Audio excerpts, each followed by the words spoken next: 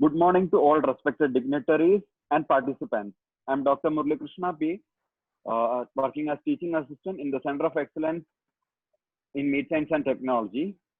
I am sure that this will definitely serve as a platform for acquiring knowledge, transmitting ideas, and clarification of doubts regarding the topic, that is harvesting, handling, and marketing of meat, poultry, and fish.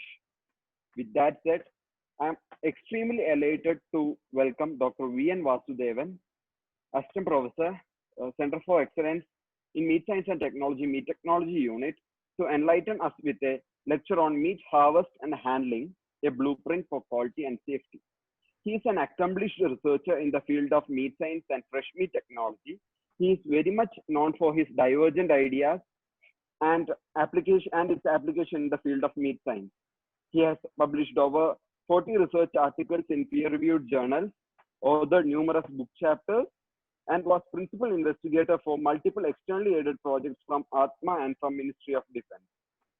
He is recognized for his works on dermal bioscaffold, development of blueprints for slaughterhouses, and fresh meat technology. I am very much humbled to welcome Sir to handle this session. Thank you, Irshad. Is it audible? Yes. Yes. Okay, the PowerPoint is also visible, isn't it? No, sir. No, Please, sir. please share your PPT. Pardon? Please share your PPT through screen sharing. Yeah, Screen one share. second.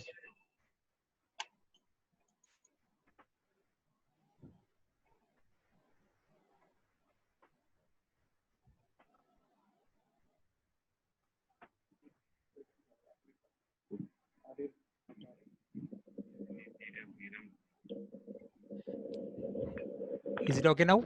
Yeah. Yes. Okay.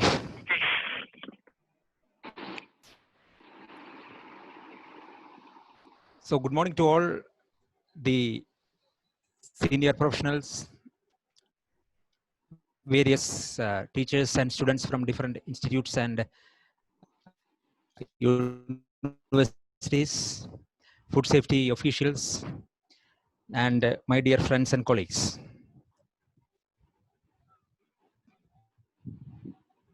The topic for this presentation is meat harvest and handling towards a blueprint for quality and safety.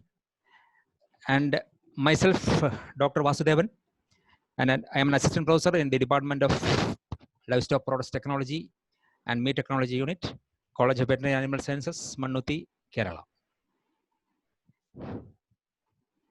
So coming to the quality of the meat. So as a general concept, the quality can be understood as a set of properties which we appreciate about meat or any food commodity when we purchase it, consume it or eat it, and or select it for further processing into different value added products. So this is the general concept of meat quality or the quality of food. And traditionally, whole meat rather than meat products, that is rather than fabricated meat products, for whole meat, the quality parameters are generally associated with their sensory perception, including the appearance, the color, the flavor, texture attributes, especially the tenderness, then the juiciness and odor. Generally, it has been observed that in developed countries where there is a definite marketing channel of meat, the meat sector is well organized, and there are retail display of meat and meat products. In such scenarios, it has been observed that the appearance or the color of the meat determines the primary decision for purchase of the meat, whereas the decision to repurchase from the same shop is usually determined by the tenderness of the meat. But in the developing country scenario like India, where the display of meat in retail meat shops, especially fresh meat in retail meat shops in a refrigerated condition, is not usually prevalent. And in such situations, the color or appearance does not assume that much significance. And obviously, the tenderness or the texture of the meat is the most important attribute. And generally, tenderness has been found to be the most important factor related to the satisfaction, eating satisfaction of the meat. But it is more true to state that the toughness of the meat is the factor which contributes the most to dissatisfaction from consuming meat.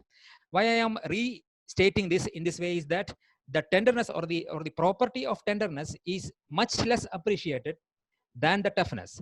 So the meat that is obviously or highly tender or more tender may not be appreciated, but when the factor of toughness props in, the meat becomes immediately or quickly unacceptable. So the toughness leads to more of eating dissatisfaction by the customers. So another traditional quality factor, apart from those which have been listed, is the freshness or the wholesomeness of the meat. So generally what happens is that freshness or wholesomeness is generally understood as the safety of the meat, that is freedom from disease causing infectious agents, pathogens, toxins, as well as other residues. And it is generally, we can say that generally the freshness is associated with the safety of the meat by the consumers in the developing world, especially in the Indian scenario, whereas the actual truth may not be the same, because the meat that has been stored for some period of time will not be, or absolutely will not be unsafe to consume, but people associate the freshness with the safety of the meat more often. So that is one scenario. And actually the consumer perceptions towards the quality of the meat can be expressed or can be figuratively represented by the Maslow's triangle of needs. Here in this, you can see that the lowest strata is the adequate supply of meat, and the second comes the wholesomeness or free from diseases, and the third layer is the intrinsic qualities. So why this is arranged in different layers is that once one of these strata or the requirements of one of the layer is satisfied, the consumer perception moves to the immediate adjacent layer, to the layer above the first one. So you can see that once the adequate supply of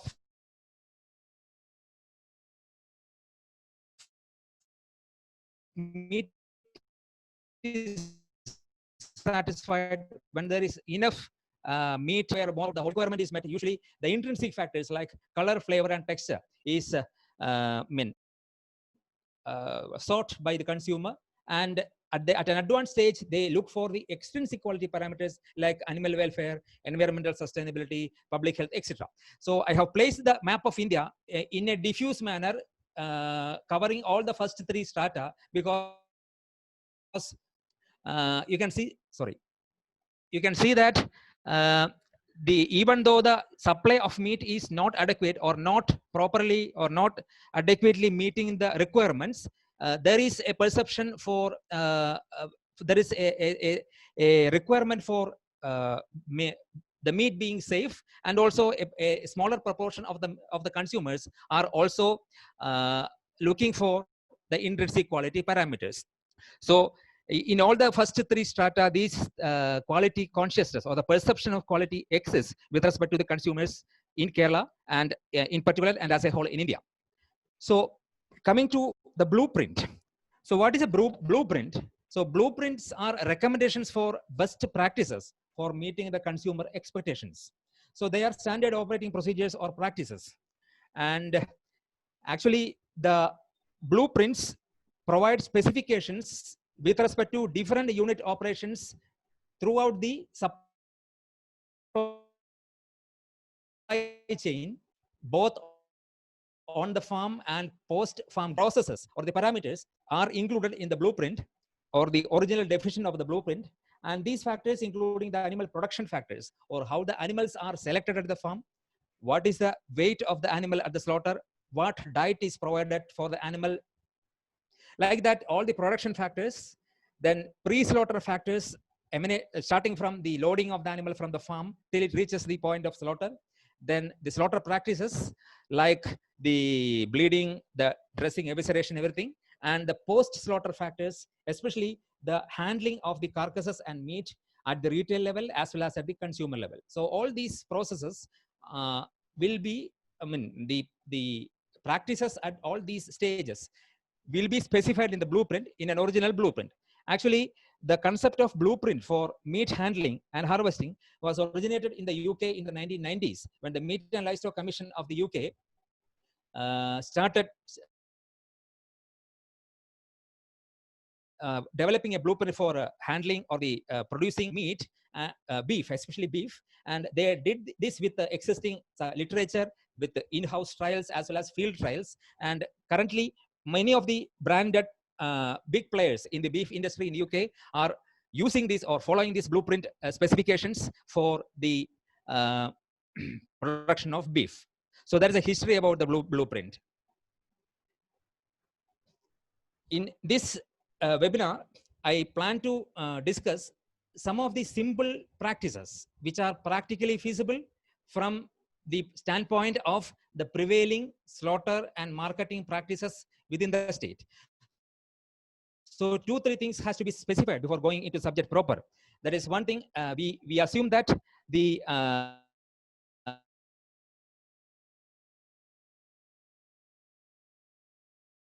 slaughter of the animals are taking place, that not every day, maybe in the weekends. Then we presume that there is no facility for chilling the animals, which is the actual reality in most of the slaughter service slaughterhouses. And the meat is transported to the retail meat shops, and there also the meat is exposed to the external environment, especially the temperature and the humidity, and the meat is sold throughout the day, maybe probably up to 2 p.m. in the afternoon, and it is sold directly to the customer. And so these are some of the basic assumptions, because I am specifying these because these are entirely different from the marketing practices prevailing in developed countries. So we have to customize some of the practical points to suit the requirements as well as the practices prevailing in the state of Kerala or India. So some of the pre-slaughter practices I am highlighting here. Because of the dearth of time and the vastness of the subject, I may have to go a little faster. Please bear with my speed.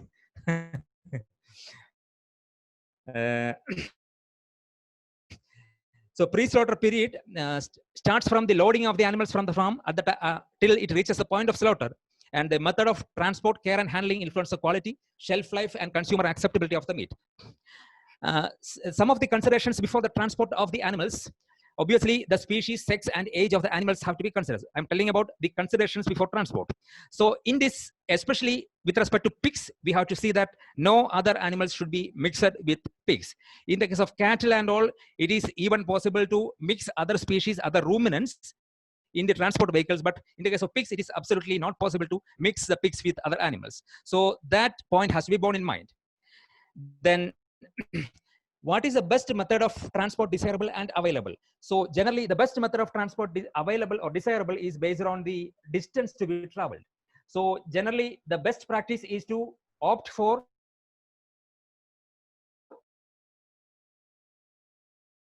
road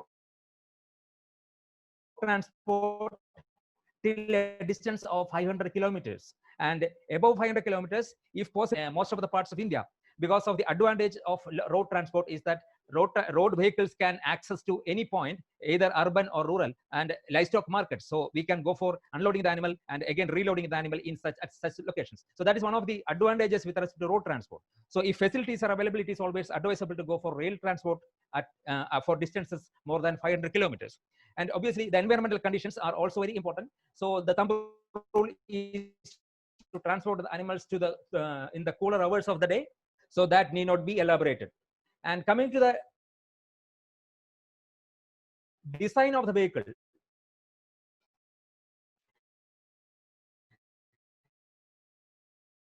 one of the practical and cardinal principle is that no vehicle should be totally open, and which is resulting in buildup of temperature as well as humidity, because there is no cross ventilation, and so no vehicle should be totally enclosed. So that is one of the desirable practice. And non-slippery slippery floors is absolutely important. So some facility, some provision should be there to prevent the slippery floors. And we have to see that for transport of the bovines, a a vehicle with a roof need not be always required. That is, a vehicle without a roof can transport ruminants. But whereas in the case of pigs, it is always required to have a vehicle with the roofs. So these 3 or 4 points will greatly improve the welfare of the animal, the stress experienced by the animal, as well as the getting out of heat stress.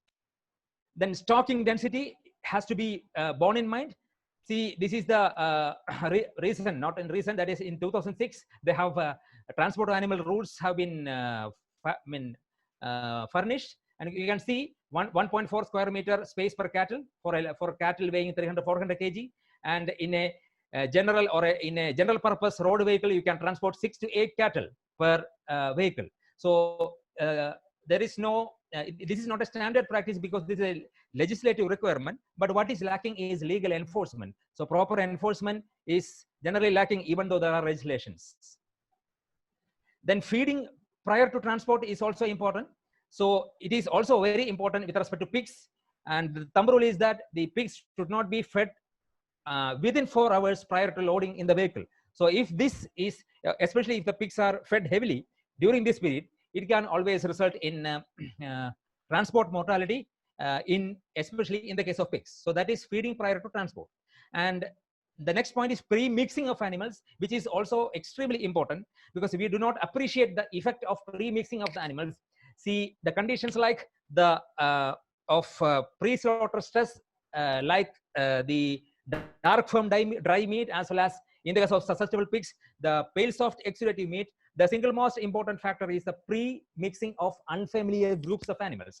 So especially in cattle, pigs are picked from different locations. They are grouped either in the vehicle or in the cattle market, and that can result in extreme stress because pigs also like that when they are collected from different pens and mixed together. That will result in extreme stress because the pigs will try to establish a social hierarchy, which will result in fighting as well as injuries, bruising, etc. So the thumb rule or the suggested practice is that if we have to mix the animals as far as possible, the 10 or 15 animals from a single pen should be transported as a single lot. And if it is not possible, pre-mixing should be done at least 24 hours prior to loading the vehicle so that the animals will become familiar and they establish a social order, and then only they could be transported. And another practice which is not that much advisable from the hygienic aspect is to smear the pigs with the fecal matter, that is a portion of the fecal matter on their body. But we do not recommend that because it is not desirable from the hygiene standpoints. But it is another way, a crude method of minimizing the fighting between the pigs. Then loading and unloading, these are found to be the most stressful. So rather than the actual transport process, the loading and unloading of the animals is the most stressful process. And here the recommendation is, whenever the floor of the vehicle is more than 30 centimeters or taller than 30 centimeters, we have to use a ramp for unloading the animal.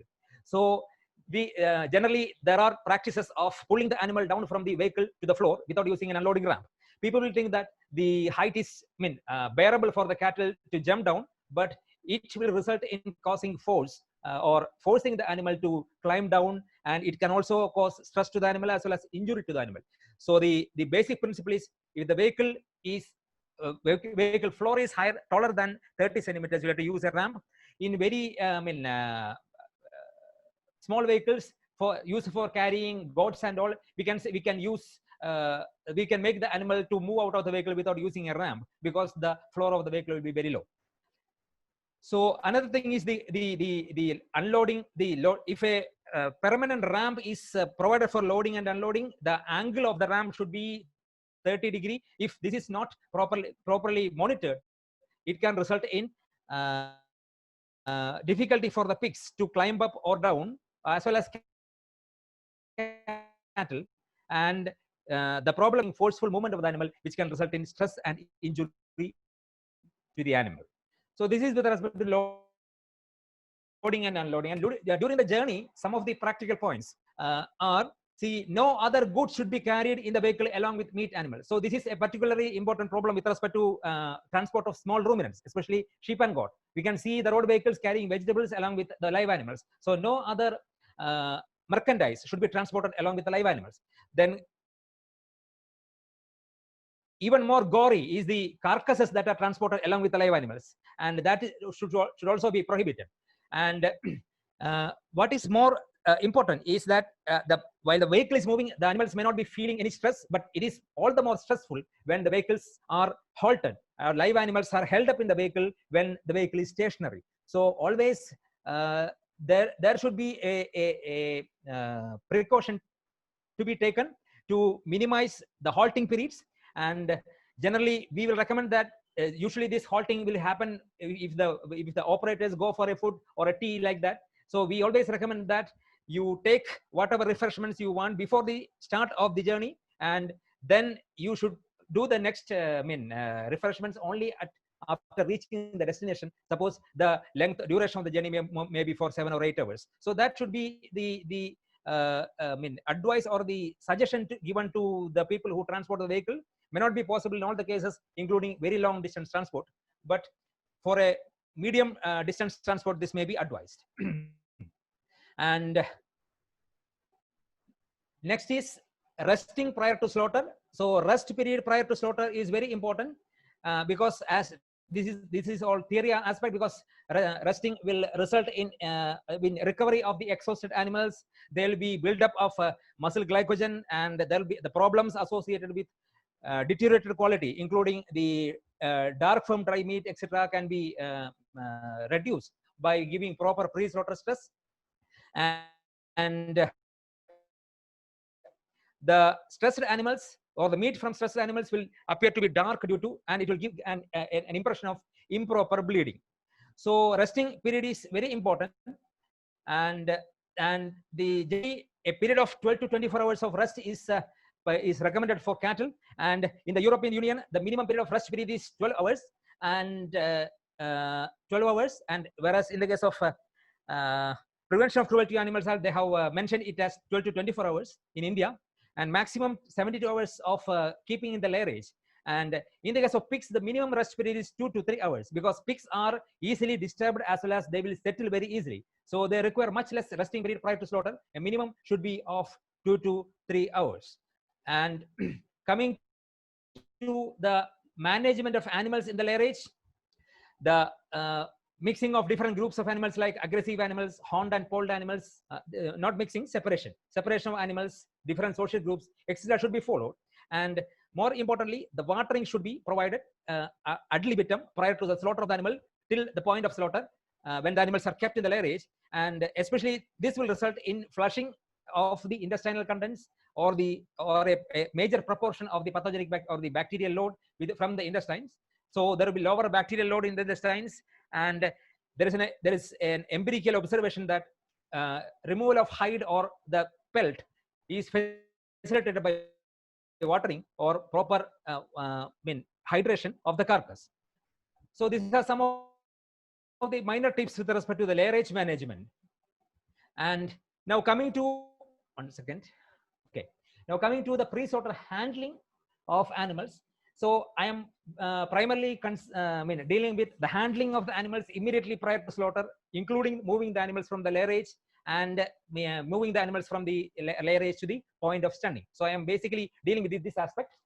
So one of the important reasons for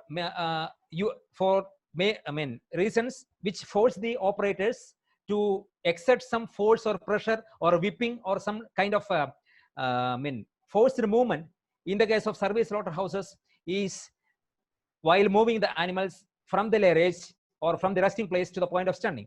So what they do is that there is so the scenario in service slaughterhouses in India are different from the developed countries. There is no single file race for moving the animals. Curved races are available in developed countries, whereas it is not available. So there will be always the animals will be taken from the lairage. They will be pulled using a rope, and this pulling action will result in balking or stopping by the animal, and it will result in application of any force. So what can be done to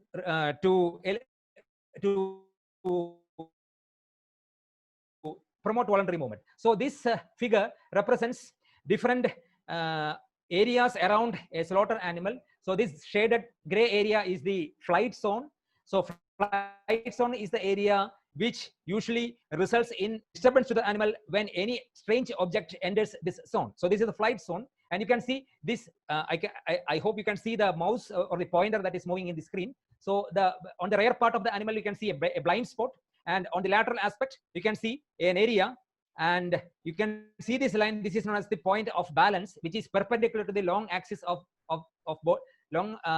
axis of the body of the animal and at the point of shoulder. So the practical method to make the animal move without making any force is to cross this point of balance by the operator in a direction opposite to the direction of movement of the animal. So the operator can let the rope fall off, let the animal stand there, and walk through past this point of balance in the backward direction, and immediately when the man crosses this point of balance, the animal will start moving forward. And sometimes you will have to return to the spot again. So he has to go through a farther route, again reach this point, and again walk in this direction and cross the point of balance. So this method has been found to be very useful in the case of movement of cattle. At least it will keep some steps forward without making any force for when we are doing this. And one more problem with respect to the dairy cattle that are slaughtered in the Kerala scenario is that the dairy cattle, they have a very narrow flight zone because they are very frequently handled. So their flight zone is very narrow, and hence it is difficult to implement, or it is difficult to utilize these properties in many of the dairy animals as well as buffaloes in the Kerala. Anyway, this is a practical suggestion for moving the animal without, or facilitating voluntary movement of the animal without using any force. Some of the other points is the stunning area of the bleeding area should be brightly illuminated. Just like human beings, animals also move to a brightly illuminated area.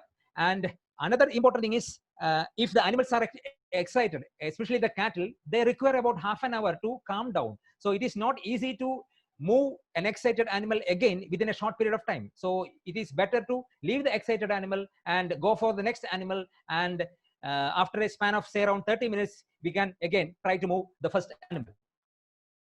And the high-pitched noises are extremely stressful, and especially for cattle. Then some of the reasons for balking or sudden stoppage by the pigs are described. One is air blowing in the face of the approaching pigs. Then shiny, these are all very important practically. See, shiny reflections of metal, puddles of water on the floor, a plastic piece lying on the floor, textural differences on the floor and the wall of the race, then restrainer entrance being too dark. All these can result in balking by the pigs. And last but not the least is the sight of people, movement of people up ahead of the moving pig, or people or objects can result in balking by the pigs. So these are all practical points. So unless these things are met, we may have to use some forceful methods for moving the pigs, which will result in quality issues as well as welfare issues. Okay, so we have seen the transport process, preloading precautions, and the handling or the movement of animals immediately prior to slaughter. And now I am dealing with some other practical aspects, is pre-slaughter washing of animals.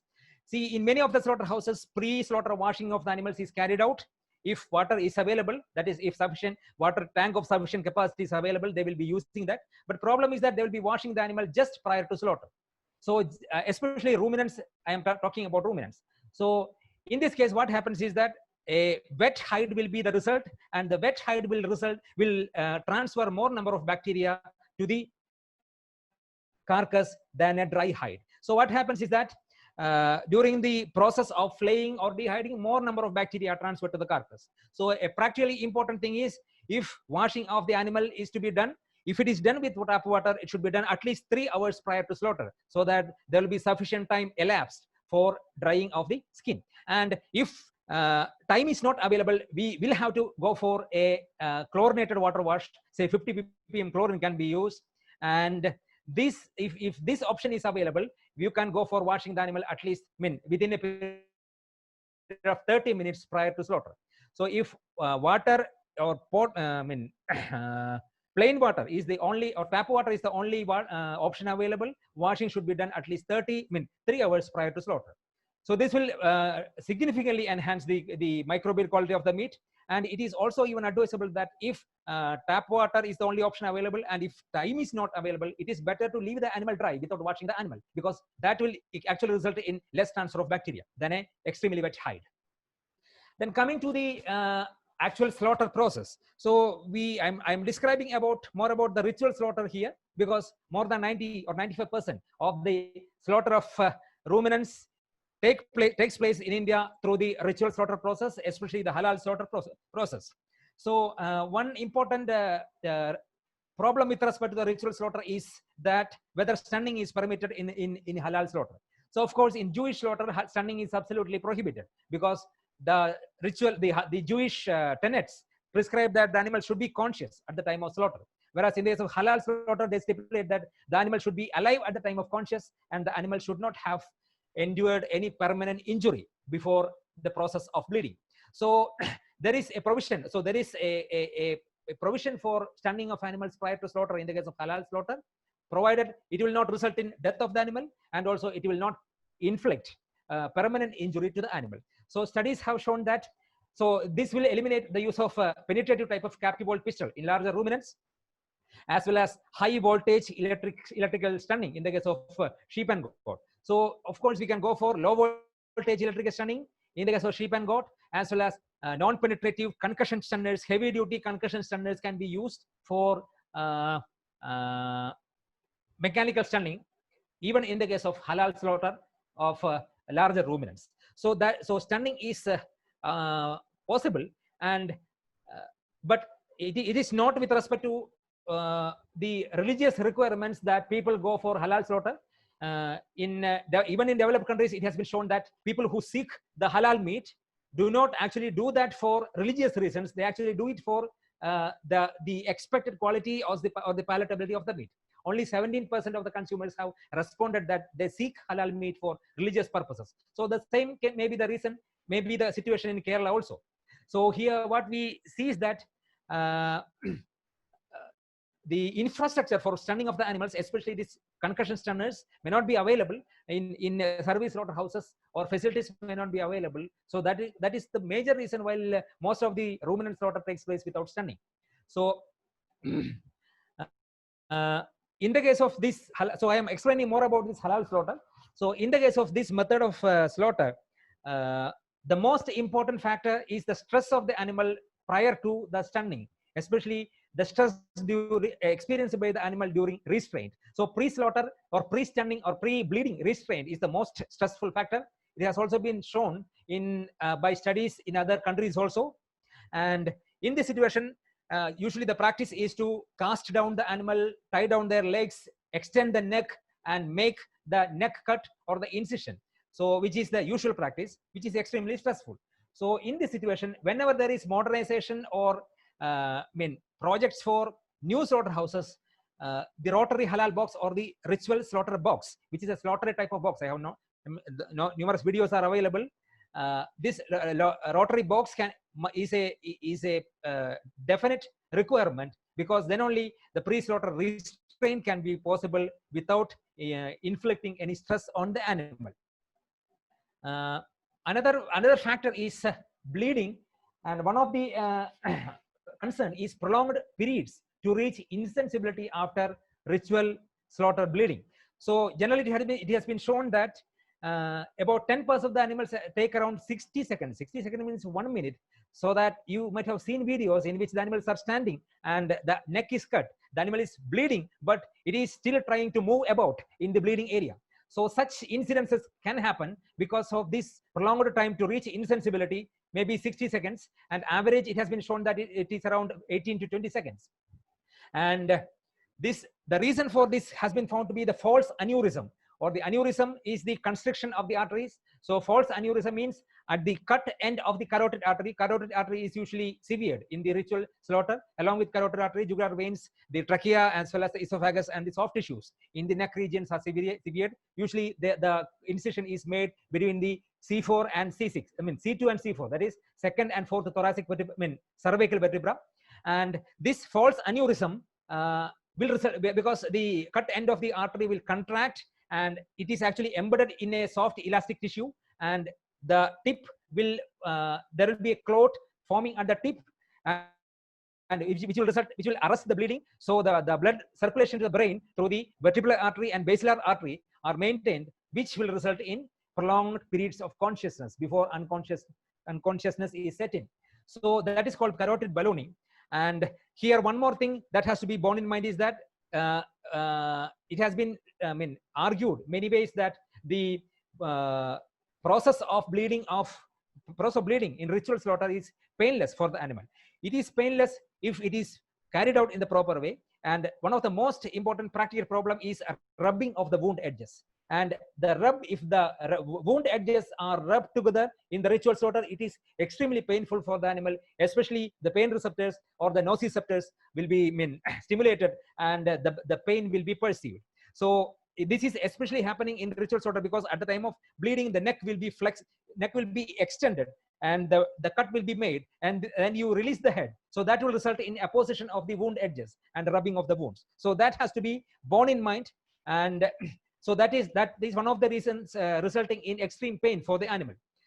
So to eliminate the process of carotid, the problem of carotid ballooning as well as prolonged periods of consciousness, it has been recommended that the neck cut should be made parallel to the first cervical vertebrae rather than the conventional C2 to C4. So it looks like this. So this is the conventional neck cut, C2 to C4, and immediately posterior to the vertical arm of the jaw, in line with the first cervical vertebra. If you make the neck incision in ritual slaughter, there is no problem of carotid aneurysm or the false aneurysm, and the period for reaching the unconsciousness is greatly minimized. So this is a recent observation, and which can be very well advocated even in ritual slaughter practices prevailing in India or in Kerala. Okay.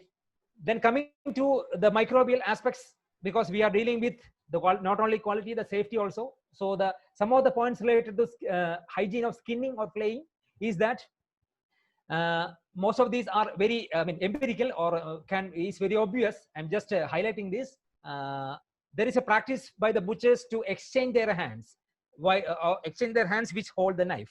So some people are ambidextrous, they can use both the hands with equal skill. So they will try to exchange the knife between their hands, which should not be allowed. And another thing is, obviously, the skin should be incised, except the initial incision. The rest of the incision should be done with the sharp end or the blade upwards. And another important thing is the tail switch should be removed early. In many of the cases, the tail switch will be the last part to be removed, which will result in touching of the tail switch onto the carcass and transferring great number of bacteria onto the carcass. So tail switch should be removed very early. And another is remove the hide from the clean area to the dirty area. So contrary to the popular perception, the clean area of a ruminant carcass, especially cattle, is the back. It is not the brisket region. So brisket is the most dirty area. So start the flaying from the back to the anterior aspect, but it may not be possible in the manual type of dehiding that we follow in most of the service slaughterhouses. But in that situation also, the initial point of separation of the skin can be started near the back region rather than the conventional method of opening the brisket or opening the skin from the brisket portion. And this is the primary reason why in most of these larger throughput slaughterhouses where there is a mechanical dehiding machine available, the hide pullers operate, downward pullers are used. That is, the hides are pulled downwards. And also, if the dehiding process has to be carried out efficiently, reducing the microbial contamination, it has been recommended that the slaughterhouses having a capacity of more than 15 animals, large animals per hour throughput, must install a mechanical dehiding machine. Throughputs less than that may be achieved by some mechanism through manual dehiding procedure, but more than 15 hours, it is not possible. 15 per hour, it is not possible to achieve hygiene during the dehiding process. And another important thing is, do not there should not be any inrolling of the skin. So this inrolling of the skin is a major problem in the traditional mechanical, manual dehiding. That is, edges of the skin will be rolling inwards, and so that the outside of the head hides will be touching the carcass, increasing the level of contamination. So that should be, so all these are points to be monitored during the slaughtering process by the person who is monitoring the process of slaughtering. And another is, do not incise the udder. So this is very important, especially in the female animals.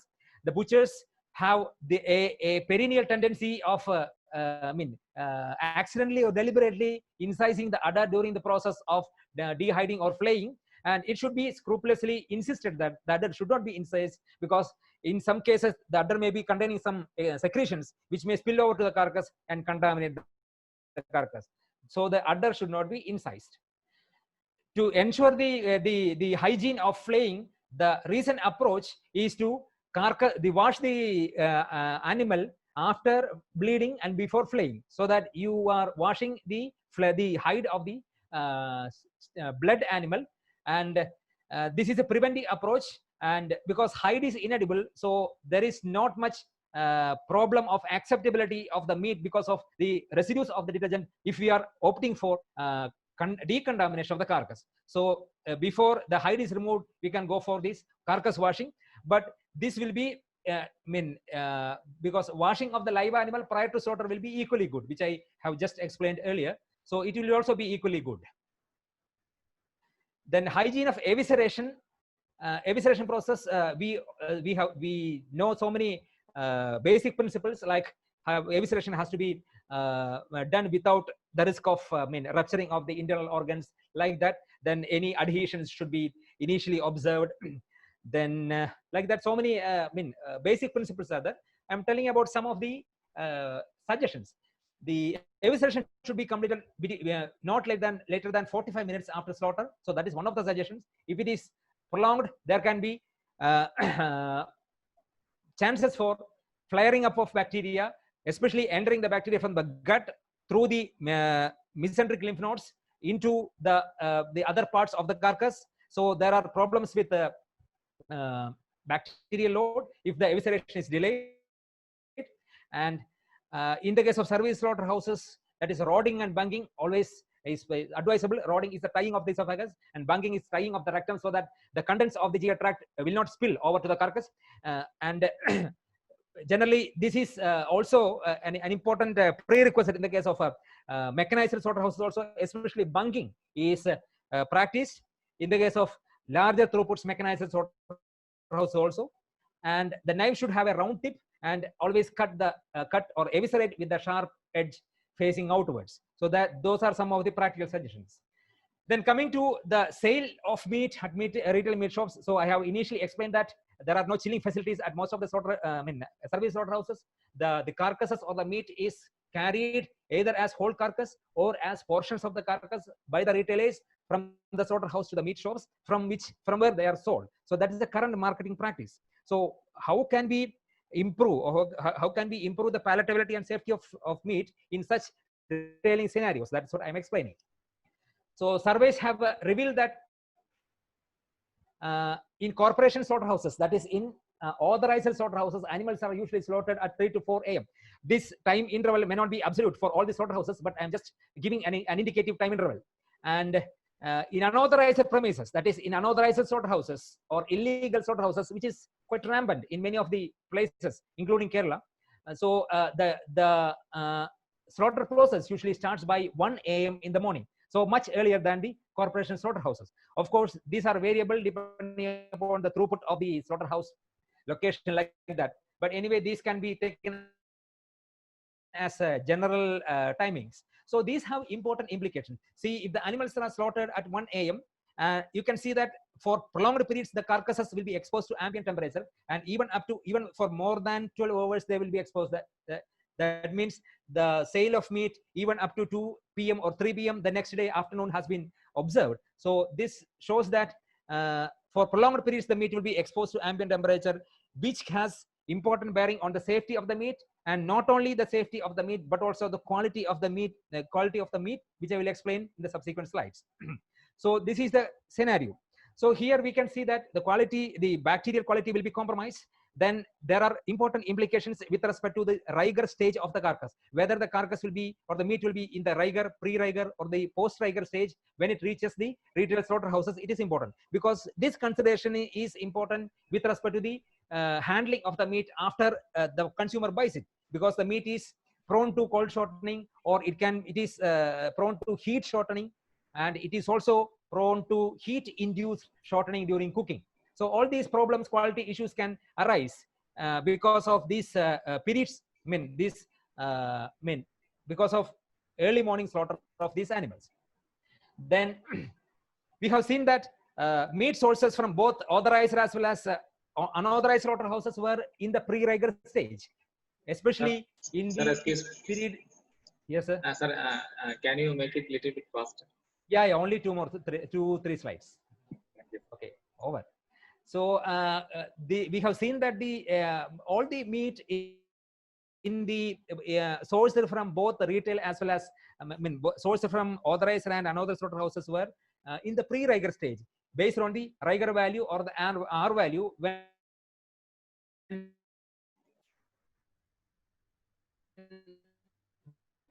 the samples were drawn at 6 to 8 is also very high or unacceptably high, because they were close to the upper range of the Indian standards, which is 10⁻⁶ CFU per gram. So it is close to that range. And so as I have already explained, these are important implications apart from safety with respect to the cold shortening and all. And so the practices to be followed is that one important point is, if the retail meat is immediately frozen in the domestic freezer, it is prone to thaw rigor. The thaw rigor is bound to happen. And here the cold shortening, we have seen that the cold shortening can be eliminated by chilling the meat as larger chunks. So if we purchase the meat as very small chunks, of course it will result in toughness. If the meat is diced or chunked before the onset of rigor mortis, there will be shortening as well as toughening of the meat. So apart from that, if the meat is stored as smaller chunks, it is absolutely prone to cold shortening. And we have found that a chunk size of 12.5 centimeter into 10 centimeter in 10 centimeter greatly eliminates the chances of cold shortening. So if this chunk size is followed, we can keep this meat directly after purchasing from the retail meat shop into the chiller at 4 degrees centigrade without the issue of cold shortening. So these dimensions may not be always possible to follow, because these dimensions may be possible only with respect to certain muscles, say for example L dorsi muscle or the biceps femoris muscle. For the other muscles it may not be possible, but as a general guideline we can see that this is the chunk size below which there is a chance for occurrence of cold shortening. And of course there will be thaw rigor. Even if this chunk size is followed, there will be thaw rigors, so that is usually seen. And okay, just before that, one or two points coming to the conditioning of the meat, or the post conditioning of the post slaughter aging or tenderization of the meat. Generally it has been shown that I told you, if the meat is larger than this chunk size, there will not be any cold shortening. You can keep the meat in the chiller, and in the chiller it has been found that 60% of the tenderization or due to the conditioning or aging can happen within the first 72 hours. So considering the high microbial load, you may not be able to keep the meat for 7 days, which is required for 75% of tenderization. And above 75% of tenderization, the improvement in the perceivable tenderness is much minimal. So in many of the developed countries, the tenderization usually is limited. Even in large animals may be limited to 7 to 10 days because of only marginal improvement beyond this period. So whereas it is not possible for the customers or the meat that is available in the retail market because of higher microbial load, we can practice washing of the meat prior to keeping in the chiller. And even after that, it is better to at least go for 24 hours chilling, because the meat will pass the rigor stage. And then if possible, make it up to 72 hours, so that there is 60 to 62% of tenderization, which will greatly improve the palatability of the meat. Okay, I'm concluding this presentation.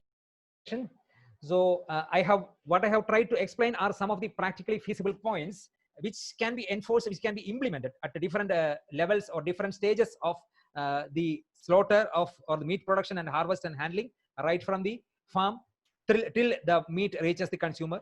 So I understand that I have not touched upon many of the other significant aspects due to the depth of time, and also as I have already explained, it is not a blueprint at all, because what I have explained is cannot be called as a blueprint because it requires so much of analysis as well as validation and field trials. Then only we can develop a blueprint. But this is a step towards the development of a blueprint for carcass and meat handling, and a novel concept known as Palatability Assurance Critical Control Program, that is PACCP, is being implemented or proposed in many places, which is similar to HACCP. So HACCP, as we know, the critical control points are monitored or they are ensured by fixing some critical limits, and just like that, the Palatability Assurance Critical Control Program is also implemented or envisaged by arriving at certain limits for some of the parameters during the meat production, harvest, and handling chain of practices. So that is the need for an organized meat sector. And of course, because largely the meat is in India is in the unorganized sector, it is not easy to implement different policy options as well as this quality assurance program. But we should aim at such steps to ensure meat of assured quality as well as safety. Thank you. Thank you very much for your patient listening.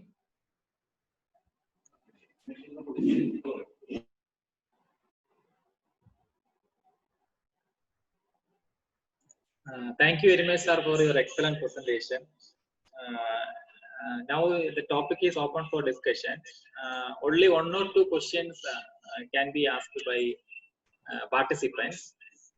For those who want to ask question, you can raise your hand in the chat options so that we will be allowed to speak. And otherwise, you can ask questions in the chat box. So you will get the answer through the chat box itself.